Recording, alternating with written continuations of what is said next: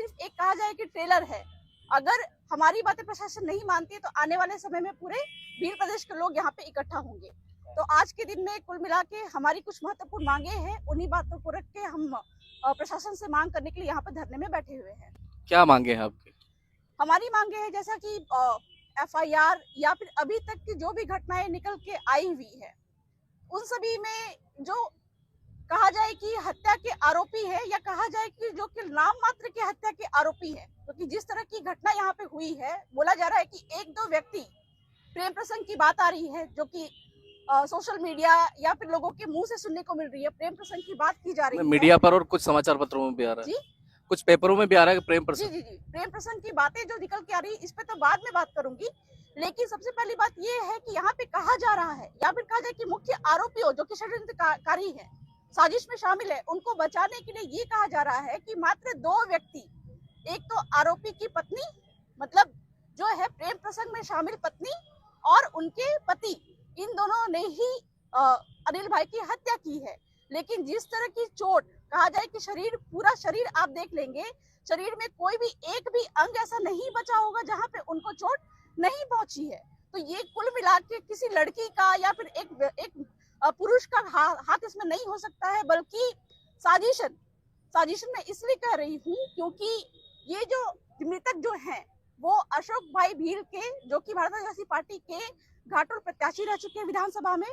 और उनका vote bank इतना ज्यादा है कि आने वाले समय में वो विधायक बन सकते हैं। सरपंच के जितने भी पद वहां पे हैं, कहीं ना कहीं इस पार्टी के हाथ में चली जाए। तो इस सबको देखते हुए का मुख्य धारा की पार्टियां हैं, इन सभी को अच्छा नहीं लगा, और महिला को आगे करके, क्योंकि इतिहास गवाह है, महाभारत भी हुआ है तो महिला के हाथों ही हुआ है, तो महिला को आगे करके बकायदा लंबे समय से साजिश करके और अशोक भाई भील को तोड़ने के लिए ये साजिश करके, ये जो सारा जो प्रोपेगेंडा रच के, और बकायदा महिला ने फोन करके अपने अशोक भाई भील के छोटे भाई को उन्होंने बुलाया और फिर सबने मिल के उसकी सुनियोजित तरीके से हत्या की है। और जैसा कि मतलब पोस्टमार्टम रिपोर्ट में भी दिखाई दे रहा है कि जो अनिल भाई है उनकी आंखें तक मतलब बाहर निकल के आ गई थी, और उनके प्राइवेट पार्ट पे भी कई तरह से चोट लगे हुए हैं। तो मतलब कहा नहीं जा सकता है, मैं बार बार कह रही हूँ कि कोर्ट में ये मामला जाएगा तो rarest of the rare case में ये जाएगा, और न्यायालय भी वहां पे जो आरोपी दोषी हैं उनको सीधे सीधे फांसी पे ही लटकाने वाली है। जी, क्या क्या मांगे, क्या है धरने की मांगे हमारी ये है कि वर्तमान में मात्र 2-3 व्यक्तियों को प्रशासन ने अरेस्ट किया है, ये बातें सामने आ रही है, लेकिन किन किन लोगों को अरेस्ट किया है वो अभी तक खुलासा उन्होंने नहीं किया है। तो उन सभी बातों का प्रेस कॉन्फ्रेंस करके वो खुलासा करे, ठीक है। दूसरी बात है कि जो मुख्य आरोपी है प्रकाश नीनामा, जो कि सरपंच भी है, वो उनकी गिरफ्तारी अभी तक नहीं हुई है। उनके साथ में जो सहयोगी थे, प्रकाश को गिरफ्तार करने के बाद में साफ साफ क्लियर बात आ जाएगी कि उनके साथ में कौन कौन साथी थे जिन्होंने मिलकर इस घटना को अंजाम दिया है। तो प्रकाश नीनामा को जो बचाया जा रहा है प्रशासन के माध्यम से, या फिर कहा जाए मुख्य धारा की पार्टियों के बड़े बड़े नेताओं के साथ सहयोग से बचाया जा रहा है, उनकी तत्काल ही गिरफ्तारी होनी चाहिए। गिरफ्तारी होने के बाद में प्रेस कॉन्फ्रेंस के माध्यम से, और जो भी CDR रिपोर्ट है, CDR रिपोर्ट कॉल डिटेल्स है, फोन लोकेशन है, फोन लोकेशन में आपका 12 तारीख से 13 तारीख, ये 2 दिन की फोन लोकेशन की किन किन लोगों के बीच में ये षड्यंत्र हुआ है। दूसरी बात है कि फोन जो डिटेल्स है वो लगभग 6 महीने से, चूंकि अशोक भाई भील को मारने की धमकी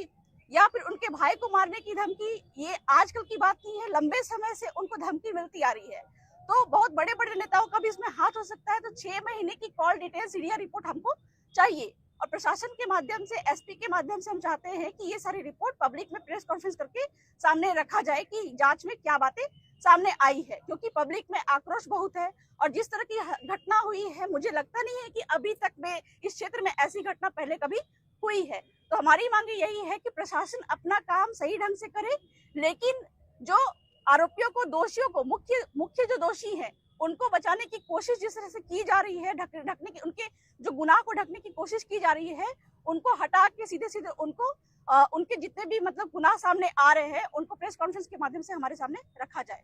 आगे की कार्य योजना क्या है आज की? अभी आगे की कार्य योजना तो अभी हमारे जितने भी विधायक हैं और बाकी जो भी मुख्य लोग हैं ये सभी आते हैं, क्या हमारी बातें होती है, उसके बाद ही आगे की जो योजना है वो हम आपको बताएंगे, लेकिन वर्तमान के समय में जब तक हमको न्याय नहीं मिलेगा तब तक यहाँ पे धरने में बैठने की हमारी योजना है वर्तमान के समय तक। धन्यवाद।